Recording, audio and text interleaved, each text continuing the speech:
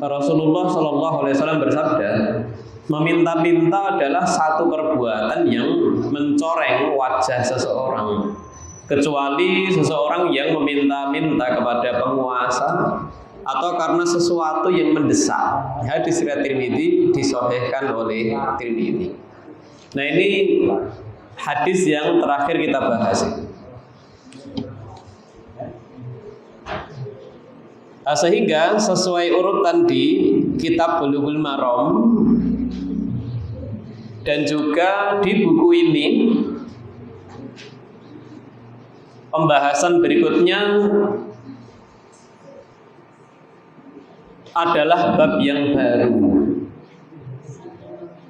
yang di situ diberi judul distribusi zakat atau penyaluran zakat atau pembagian zakat. Hadisnya tidak banyak ya, akan tetapi di sini kita beri tambahan terkait hal itu, yaitu pembagian atau distribusi zakat.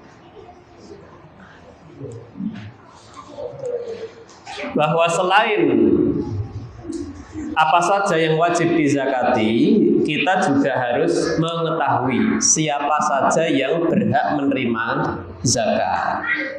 Nah, untuk apa saja yang wajib dizakati sudah selesai dibahas. Tambahnya tentang sedekah. Nah, berikutnya pembahasan siapa yang berhak menerima zakat. Nah, sebetulnya mengenai siapa saja yang berhak menerima zakat itu ada di Al-Quran. Nah, kemudian di dalam hadis-hadis itu sekedar keterangan tambahan siapa aja yang tidak boleh menerima zakat. Nah, itu ya yang perlu dipahami itu. Sebetulnya pembahasan siapa saja yang berhak menerima zakat ada di Al-Quran. Nah, di dalam hadis khususnya kitab Bulughul Maram itu hanya tambahan siapa saja yang tidak boleh menerima zakat gitu. Nah, maka kita beri tambahan di sini pembahasan tentang 8 golongan atau 8 kelompok penerima zakat yang ada di surat At-Taubah ayat 60.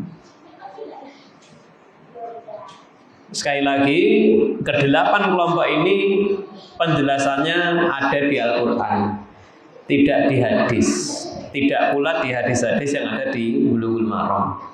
Maka perlu diberi tambahan ini. Nah, di situ kita cantumkan teks ayatnya beserta terjemahnya. Allah Subhanahu wa taala berfirman, "Innamas shadaqatu lil fuqara'i wal masakini wal 'amilina 'alaiha wal mu'allafati qulubuhum wa fir riqabi wal gharimin wa fi sabilillah wa ibnis sabil fariidatan minallah wallahu 'alimun hakim." Terjemahnya sudah cukup jelas di situ ya.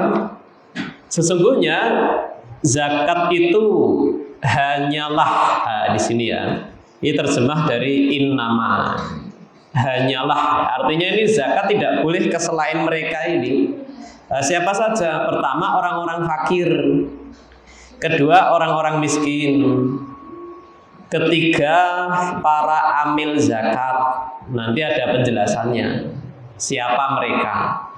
Keempat, orang-orang yang dilunakkan hatinya dalam kurung mu'allaf.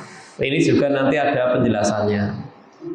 Kemudian kelima, untuk memerdekakan para hamba sahaya. Hamba sahaya itu istilah halus dari budak. Di zaman sekarang sudah tidak ada, tapi di zaman dulu ada.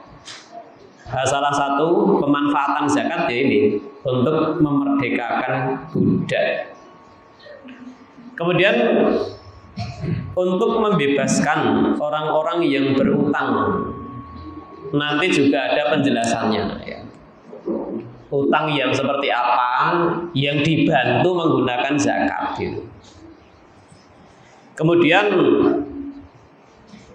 untuk jalan Allah, nah, yang ketujuh ini ya, terjemahnya hanya begitu, untuk jalan Allah, dan ini jelas membutuhkan penjelasan lebih.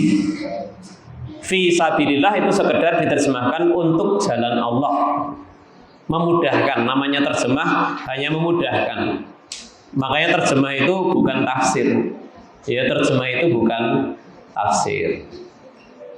Kemudian yang kedelapan, untuk orang-orang yang sedang dalam perjalanan, dalam kurung yang memerlukan pertolongan.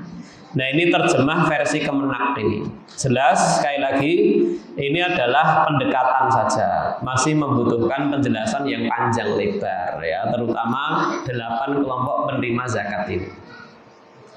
Lalu terakhir terjemahnya ya, sebagai kewajiban dari Allah, Allah Maha mengetahui lagi Maha bijaksana. Nah, sekali lagi ini surat At-Taubah ayat 68 kelompok penerima zakat. Ya, hanya kepada mereka, tidak boleh kepada yang lain. Nah, pertama ya, yang A di situ. Sebelum kita merinci satu persatu, kita beri judul tidak harus meratakan zakat untuk 8 golongan penerima gitu. Kan tadi ada 8 ya, apakah harus dibagi 1/8, 1/8, 1/8 gitu? Maka jawabannya tidak harus. Menurut mayoritas ulama, zakat yang terkumpul tidak harus dibagikan ke seluruh golongan tersebut. Bisa saja seandainya zakat yang terkumpul hanya disalurkan kepada fakir miskin. Bisa. Sebagaimana hal ini pernah terjadi di zaman Nabi Muhammad Sallallahu Alaihi Wasallam. Terlebih lagi ketika kondisi menuntut hal tersebut. Ya, misalnya ketika kita jumpai banyak orang yang kehilangan pekerjaan. Karena kehilangan pekerjaan, maka dia tidak bisa memenuhi semua kebutuhannya. Itu definisi fakir. Orang fakir itu adalah yang tidak mempunyai pekerjaan, sehingga tidak bisa mencukupi kebutuhan pokok. Nah, ini contoh ya. Jadi maksud Allah innamas shadaqatu, bahwa zakat itu hanya untuk 8 kelompok tadi, maksudnya bukan harus dibagi 1/8, 1/8, tidak. Tapi maksudnya adalah ya hanya 8 kelompok itu. Tidak ada kelompok yang ke-9, 10, 11 dan seterusnya. Adapun menyalurkan zakat hanya ke sebagian kelompok maka boleh gitu. Contohnya di zaman Nabi hanya kepada fakir miskin. Baik. Dan ini dikatakan tadi pendapat mayoritas ulama gitu ya, mayoritas ulama. Berarti tidak semua ulama ini iya. Nah, siapa ulama yang mengharuskan dibagi rata gitu? Ya, diantaranya adalah ulama mazhab Syafi'i. Itu berpendapat harus rata. Tapi sekali lagi, mazhab yang lain, Hanafi, Maliki, dan Hanbali tidak harus. Baik. Kemudian yang B. Ini tambahan juga sebelum kita merinci satu persatu dari 8 kelompok tadi. Judulnya sistem distribusi yang mementingkan maslahat. Ya, maslahat itu artinya kebaikan yang jelas, kebaikan yang nyata, dan sifatnya apa? Luas. Itu maslahat. Sistem distribusi ini, zakat ini maksudnya, kepada 8 golongan adalah persoalan maslahat yang senantiasa berkembang sesuai dengan perkembangan dan tuntutan kebutuhan umat. Ya, berkembangnya di sini sekali lagi bukan berarti boleh menambahi kelompok yang lain selain 8 kelompok. Berkembang itu maksudnya tadi salah satunya, yaitu apa? boleh saja memberikan zakat hanya ke sebagian kelompok. Kalau di suatu zaman yang lebih butuh fakir miskin ya ke mereka saja. Kalau di suatu zaman fakir miskinnya sudah tidak ada, ya disalurkan ke yang lain, misalnya fisabilillah atau ke amilnya gitu, atau ke mu'alafnya, itu diantaranya. Contoh senantiasa berkembang sesuai dengan perkembangan dan tuntutan kebutuhan umat. Jadi bukan maksudnya boleh menambahi kelompok lain selain 8 kelompok itu. Kemudian sistem distribusi dengan metode prioritas inilah kiranya tawaran yang sesuai dengan perkembangan sosial politik dan sosial ekonomi. Dan dengan metode prioritas inilah zakat dapat dipakai sebagai alat yang efektif untuk melaksanakan fungsi alokatif dan distribusi dalam kebijakan fiskal. Jadi bisa ya, terutama melihat praktek di zaman para khalifah setelah Nabi Muhammad SAW.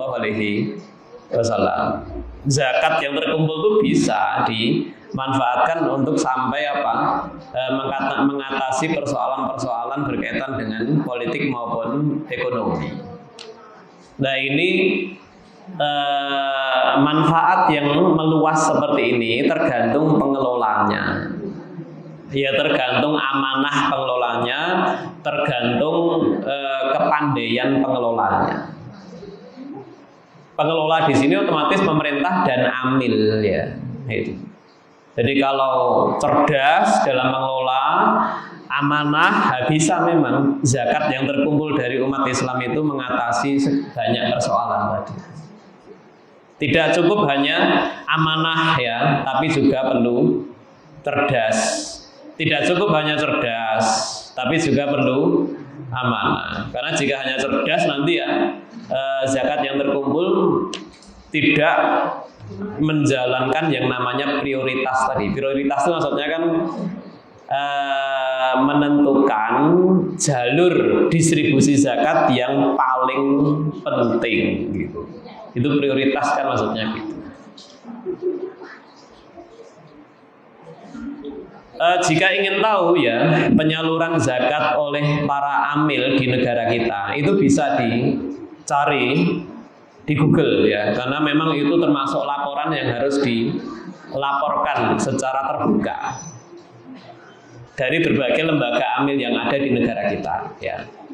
Nah nanti kita dapati 8 kelompok, mungkin hanya 6 atau 7 karena budak kan sekarang tidak ada. Nah, nanti akan bisa kita baca ya berapa persen untuk fakir miskin di daerah tersebut, berapa persen untuk amil. Nah, itu memang bisa beda-beda tiap daerah, ya tidak harus sama. Yang jelas tadi ini hendaknya mementingkan yang terpenting atau skala prioritas tadi. Kemudian yang C. Ini tambahan terakhir ya sebelum penjelasan rinci dari sebagian kelompok penerima zakat tadi. Judulnya 8 golongan penerima ini dikelompokkan menjadi 2 oleh sebagian ulama. Golongan pertama penerima zakat karena kebutuhan yang bersifat pribadi. Dan golongan penerima zakat karena manfaat yang bersifat umum atau karena Islam membutuhkan mereka. Nah, itu. Jadi ada 2 kelompok itu dari 8 golongan tadi. Memang dia itu butuh zakat itu sehingga dia berhak mendapatkannya, atau karena Islam tuh butuh mereka. Islam tuh butuh keahlian mereka, tenaga mereka sehingga mereka pun dapat zakat gitu. Nah, fakir dan miskin itu contoh golongan penerima zakat karena kebutuhan yang bersifat pribadi. Karena memang mereka butuh zakat itu. Nah, orang-orang yang berperang di jalan Allah itu contoh golongan penerima zakat karena kepentingan yang bersifat umum, Islam membutuhkan mereka. Nah, ini orang-orang yang berperang di jalan Allah ini salah satu bentuk fisabilillah ya gitu. Salah satu bentuk fisabilillah yang diterjemahkan apa? Di jalan Allah, ya ini salah satu bentuknya orang-orang yang berperang di jalan Allah. Diberi jatah zakat tuh maksudnya ya untuk persenjataan, untuk perbekalan. Nah ini maksudnya. Amil misalnya tidak disebut di sini ya. Amil itu masuk mana? Kelompok pertama atau kedua? Jawabannya masuk kelompok yang kedua. Artinya Islam butuh mereka. Maksudnya Islam butuh bantuan amil untuk menyalurkan zakat. Dari situlah amil itu dapat jatah zakat. Ini ketika saya sebut zakat itu jangan dibayangkan zakat fitrah hanya beras. Ini zakat mal secara umum. Ya termasuk zakat fitrah juga. Nah, di zaman Nabi itu amil mendapat jatah zakat ya karena mereka kerja, kerja. Mulai dari mendata orang-orang yang berhak mendapatkan, mengumpulkan zakat dan seterusnya. Sehingga amil ini bekerja. Sehingga amil ini mendapatkan meskipun tidak miskin gitu loh, meskipun tidak miskin. Nah, siapa itu amil nanti kita akan tahu ya. Nah ini 8 golongan penerima zakat dikelompokkan menjadi 2. Kemudian yang D, nah ini mulai merinci sebagian besar dari 8 kelompok penerima zakat.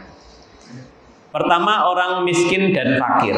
Ini Allah sebut secara terpisah ya. Innamas shadaqatu lil fuqara wal masakin, dipisah itu. Artinya ini dua kelompok yang beda. Menurut mayoritas ulama, fakir adalah orang yang tidak memiliki harta maupun pekerjaan yang bisa mencukupi kebutuhan hidupnya. Nah, ini fakir seperti itu. Lebih rinci lagi, dia tidak memiliki orang tua yang bisa menafkainya. Lebih rinci lagi, gambarannya ada orang yang total kebutuhannya itu 10, tapi hanya memiliki 3. Total kebutuhannya 1 juta, tapi hanya punya 300.000, maksudnya gitu. Gampangannya begitu. Separuh aja tidak punya, gitu. Separuh dari kebutuhannya aja tidak punya dia. Nah, ini fakir. Lebih rinci lagi, meskipun dia punya rumah, dia juga pakaian punya, dan meskipun dia sehat badannya, gitu. Nah ini lebih rinci lagi karena terkadang orang mengatakan sepertinya sekarang sudah tidak ada fakir miskin tuh. Dia punya rumah, dia punya HP, dia punya motor. Nah, itu semua kan untuk hidup. Itu semua untuk hidup, sarana-sarana itu. Ya itu harta, tapi kalau dijual dia nggak bisa hidup, gitu loh. Nah sehingga ini pentingnya meskipun dia punya rumah, pakaian, sehat badannya, punya kendaraan, punya HP zaman sekarang, bisa saja dia berstatus fakir jika seperti tadi tidak punya pekerjaan atau punya pekerjaan cuman tidak bisa memenuhi sebagian besar kebutuhannya. Total kebutuhannya 10, dia punya 3. Itu contoh aja. Nah, sehingga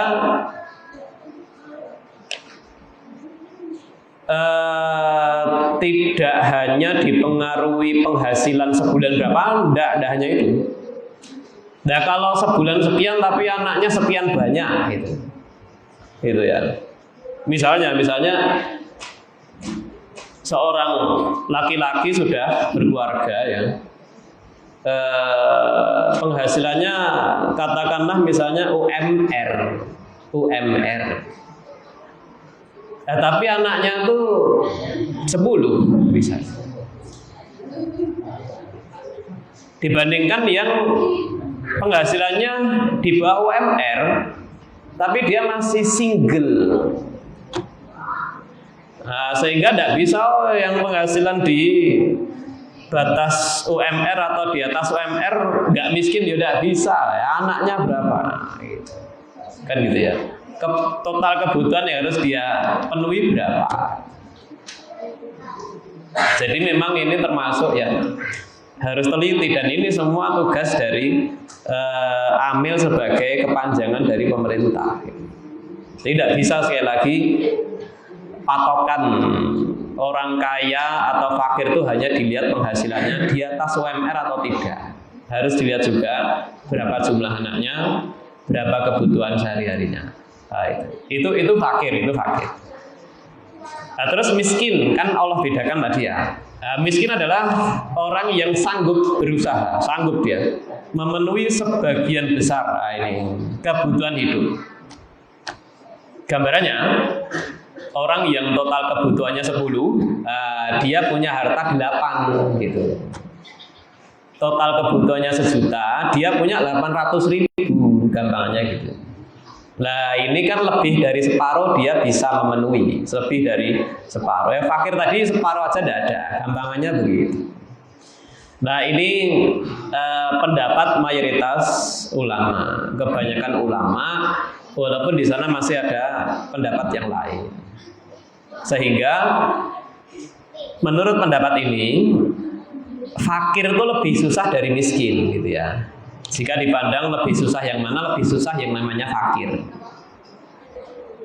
Kemudian tambahan lagi, ada yang membagi masyarakat menjadi 3 kategori. Ini menurut kemampuan finansialnya, kemampuan ekonominya. Pertama, yang pendapatannya tidak mencukupi kebutuhan pokok. Nah, ini jelas mereka bisa mengambil jatah zakat. Kedua, yang dapat mencukupi kebutuhan pokok, tapi sisa pendapatannya di bawah nisab. Nah, nisab kan sudah kita bahas ya. Nisab itu batasan harta yang wajib dizakati. Ya salah satu contohnya nisab kan senilai 85 gram emas. Jadi ini ada orang penghasilannya di atas UMR, ya kan, anaknya ya tidak banyak gitu. Dia bisa mencukupi semua kebutuhannya bisa. Cuma sisa harta di rekeningnya gitu ya, atau asetnya itu tidak mencapai nisab. Nah ini gimana nih? Ya mereka tidak wajib bayar zakat, tapi juga tidak berhak mendapat zakat gitu. Nah, dia kan bukan miskin berarti, dia bukan miskin. Nah kenapa dia tidak wajib zakat? Ya karena hartanya tidak mencapai nisab, sisanya cuma sekian juta aja. Tidak mencapai nilai 85 gram emas 24 karat. Nah, sehingga kelompok kedua ini mungkin kebanyakannya yang ada ya kelompok kedua ini tidak berhak mendapat zakat, tapi tidak wajib membayar zakat karena memang hartanya tidak mencapai nisab. Nah, golongan ketiga jelas pendapatannya mencukupi kebutuhan pokok, sisa hartanya mencapai nisab. Ya ini jelas tidak boleh mengambil jatah zakat, malah wajib membayar zakat. Sehingga golongan ketiga ini yang disebut kaya raya, yang kelompok ketiga ini kaya raya dia sisa hartanya di rekeningnya bersih. Ini maksudnya sisa harta bersih itu mencapai nisab, yaitu senilai 85 gram emas 24 karat. Ini kaya, ya sangat kaya ini. Nah ini tambahnya ya untuk memperjelas seperti apa itu fakir dan miskin. Nah, seandainya dia punya rumah terus punya sawah gimana? Ya, sawah juga untuk dia garap, hasilnya dia jual untuk sehari-hari. Ya miskin juga pada akhirnya. Kemudian amil. Ini urut ya. Innamas shadaqatu lil fuqara wal masakin wal amilina 'alaiha. Tadi sudah kita singgung ya. Amil itu kepanjangan dari pemerintah dalam mengelola zakat. Yang mereka itu dapat jatah zakat karena umat Islam membutuhkan mereka, sehingga amil ini dapat zakat meskipun dia kaya. Ya, sekali lagi amil ini kerja. Amil adalah orang yang ditugaskan, dalam arti diutus pemerintah untuk mengambil zakat, menulis, menghitung, mencatat zakat yang diambil olehnya dari para muzaki. Maksudnya orang yang wajib bayar zakat untuk kemudian diberikan kepada yang berhak menerima. Jadi memang betul-betul tugasnya banyak. Nah, dari sisi tugas ini ya, panitia zakat yang biasanya dibentuk sebelum Idul Fitri, dari sisi pekerjaannya jelas bukan amil gitu. Karena panitia kan sekedar menerima, dalam arti mencatat, menerima zakat dari umat Islam yang menyetorkan zakat. Itu pun biasanya sekedar zakat fitrah, ya kadang zakat mal juga. Tapi kan tidak sampai mendata ya, mendatangi rumah-rumah, mengecek hartanya ya, kan nggak sampai begitu. Nah maka panitia ya panitia, amil ya amil. Panitia bukan amil. Tapi karena panitia itu ya bekerja ya, seandainya mau bayar mereka ya boleh, tapi dari kas masjid misalnya, bukan dari zakat gitu. Artinya kalau soal membayar panitia boleh-boleh saja, tapi jangan dari zakat karena mereka bukan amil. Kemudian tercatat cukup banyak nama amil yang ditunjuk langsung oleh Nabi Muhammad SAW. Contohnya di situ ada Ibnu Lutaibah, ada Ali bin Abi Thalib, Mu'adz bin Jabal dan lain-lain. Lalu pemilihan petugas zakat ini dilanjutkan oleh para pemimpin setelah Nabi, mulai dari Khulafa Rasyidun ya, Abu Bakar, Umar, Utsman dan Ali dan seterusnya. Nah di Indonesia lembaga pengelola zakat ini sudah diatur di undang-undang. Misalnya bab 3 Undang-Undang Nomor 38 Tahun 99, bahwa pengelola zakat itu yang resmi itu dua, ada badan amil zakat, ada lembaga amil zakat gitu. Sehingga ada Baznas ya, ada lembaga amil zakat. Sehingga ada lazismu, ada lazisnu. Itu secara undang-undang maupun fikih itu sah sebagai amil itu. Ini gambaran singkatnya amil itu seperti itu. Dalam perkembangannya ya bisa, memang bisa. Jika kita pengurus masjid ya meminta SK gitu dari Basnas itu ya akhirnya kita sebagai amil, tapi biasanya SK-nya berbatas waktu. Itu bisa ya, itu bisa. Yaitu apa? Pengurus masjid meminta SK dari Basnas setempat untuk panitia masjidnya, itu ya bisa. Tapi itu biasanya hanya berbatas waktu yang terbatas pada mengurusi zakat menjelang Idul Fitri biasanya.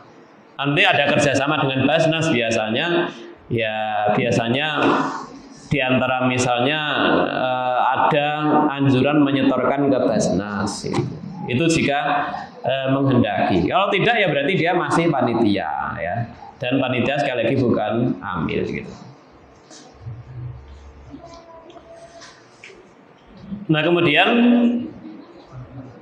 untuk upah ya panitia seperti yang saya singgung tadi di halaman 100 itu bisa dibaca sendiri. Nah, masuk yang F di situ mu'allaf ya.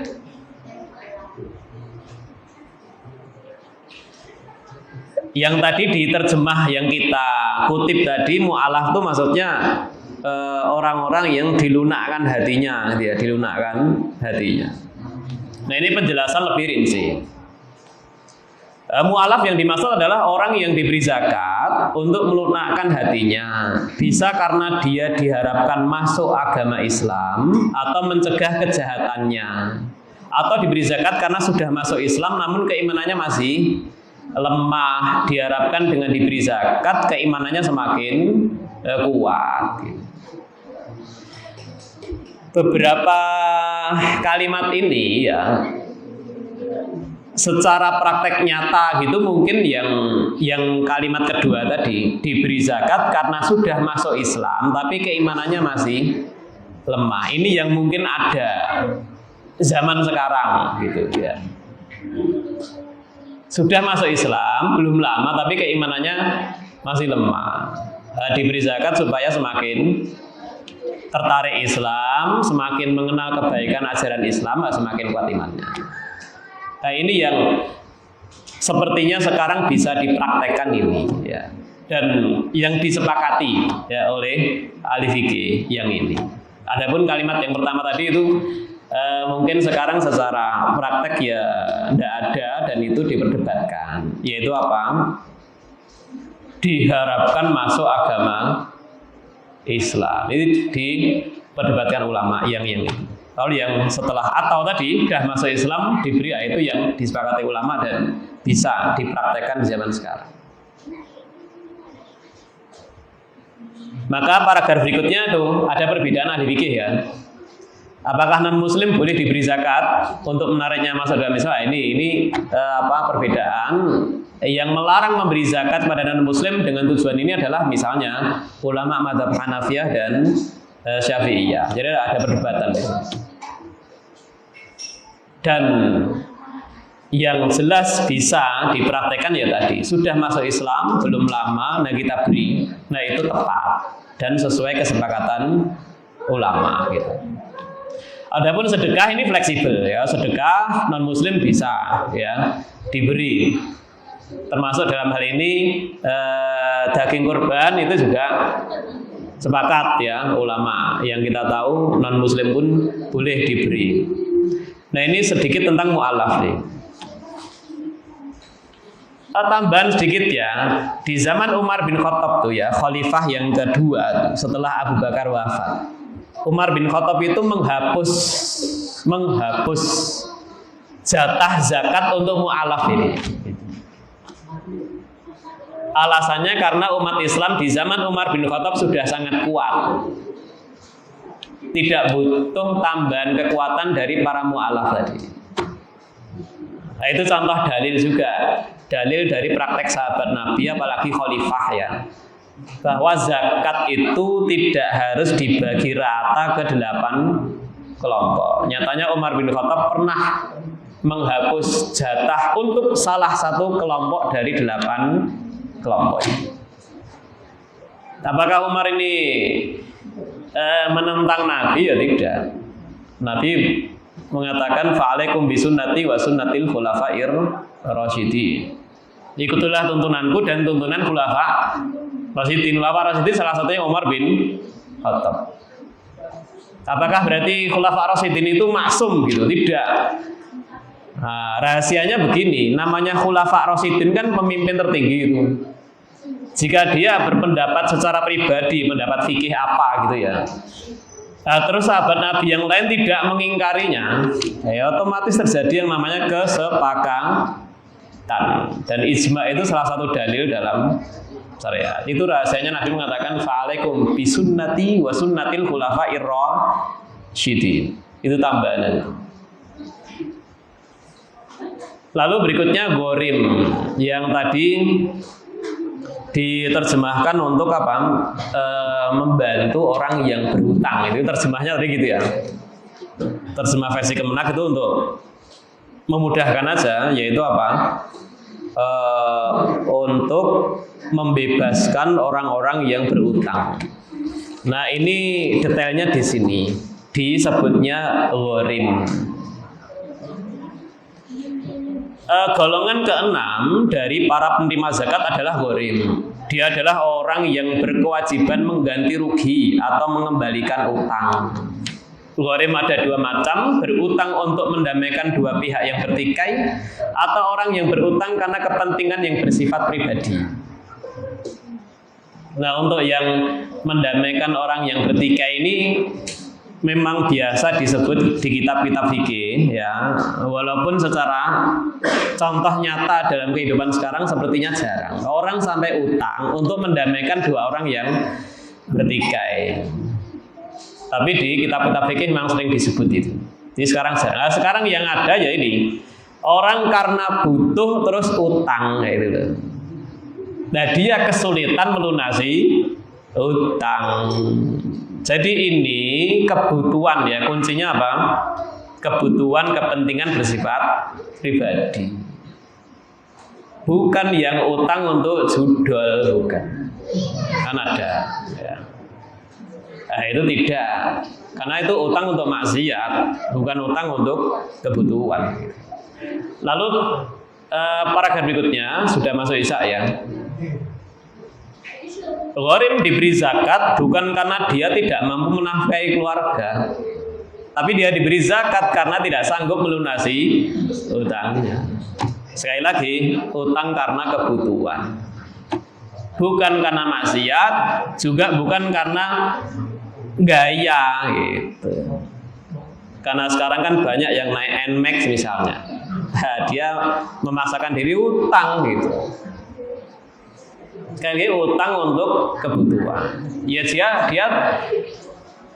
dia memang salah ya, tapi dia termasuk dibantu ya. Cuma dia bukan termasuk gharim gitu aja. Artinya kalau dia salah memang utang untuk gaya, utang untuk judol ya kan. Kita bantu ya bantu dapat pahala iya. Tapi dia bukan termasuk dalam definisi gharim gitu. Jadi gharim ini memang dia utang karena butuh, gampangannya gitu. Nah, dia bukan karena tidak mampu nafkahi keluarga, artinya bisa aja gitu. Dia awalnya orang yang golongan kedua tadi ya, bisa mencukupi, bisa. Cuman suatu ketika kan dia utang untuk hal yang sifatnya kebutuhan juga gitu. Akhirnya kesulitan melunasi, dibantu dia menggunakan zakat. Karena kan kalau tidak sampai menafkahi keluarga, dia masuknya ke fakir atau miskin tadi, gitu loh maksudnya. Lah gharim itu lain. Gharim itu bukan fakir, juga bukan miskin gitu. Ya bisa aja orang itu karena utang terus miskin, bisa aja. Cuman ini untuk penjelasan, gharim itu beda dengan fakir dan beda dengan miskin. Ya ini karena terbatasnya waktu ya, untuk gharim masih ada satu paragraf lagi. Itu contoh pengembangannya makna gharim. Insya Allah kita lanjut di pertemuan berikutnya saja. Semoga bermanfaat. Wa sallallahu ala nabiyyina Muhammadin wa ala alihi wa sahbihi ajma'in. Subhanakallahumma wa bihamdik asyhadu an la ilaha illa anta astaghfiruka wa atubu ilaik. Assalamualaikum warahmatullahi wabarakatuh.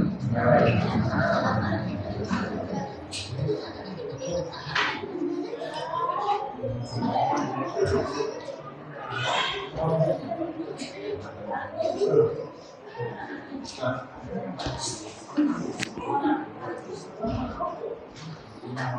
you.